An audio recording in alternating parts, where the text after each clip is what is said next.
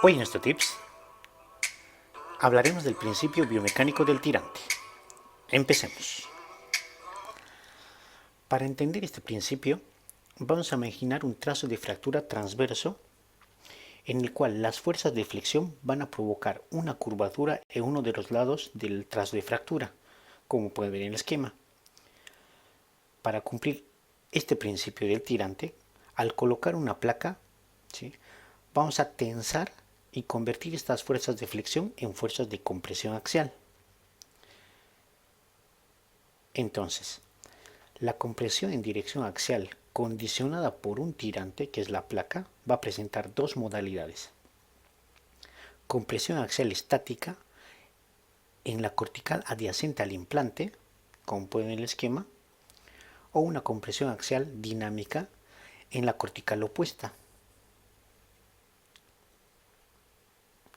También podemos decir y definir en este caso el significado de un hueso curvo. Es aquel que no coincide el eje mecánico con el eje anatómico, como pueden ver en la imagen y el ejemplo. En realidad la tibia es el único hueso que coincide tanto el eje mecánico con el eje anatómico y los otros huesos no.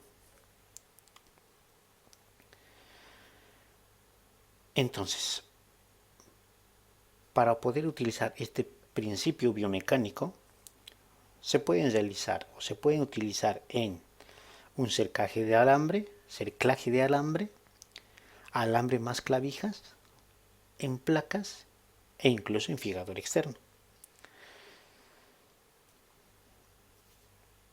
Cuando se usa un cerclaje de alambre, ejerce una compresión dinámica y está indicado siempre que pueda absorber los esfuerzos de tensión, las fuerzas de tensión que actúan a nivel de la fractura.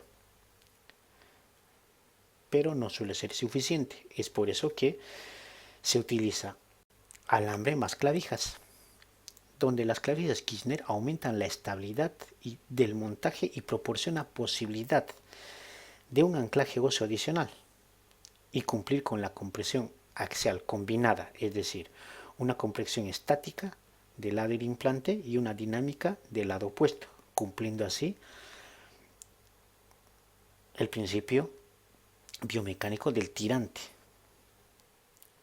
En cuanto a las placas, pueden funcionar bajo el principio biomecánico del tirante si se aplica para el tratamiento de fracturas, primero, transversales o que sean oblicuas no mayor a 30 grados de angulación.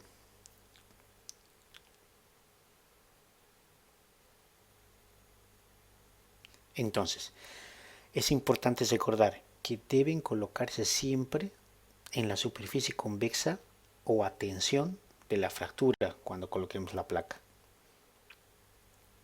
Otra recomendación importante se refiere que en mínimo, ¿sí?, tenemos que tener tornillos a nivel del húmero 6 corticales, radio cúbito 8 corticales y el fémur 8 corticales.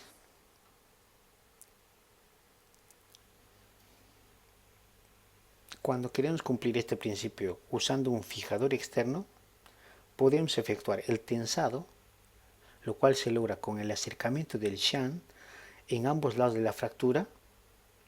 Se dice que debe estar a 2 centímetros del foco de fractura, los shanks proximales, y efectuar un pretensado al realizar la maniobra angular del shank, es decir, precargar los shanks, que sean convergentes las puntas y evitar apertura de la cortical opuesta, cumpliendo así la compresión axial tanto dinámica como estática y teniendo así el principio biomecánico del tirante.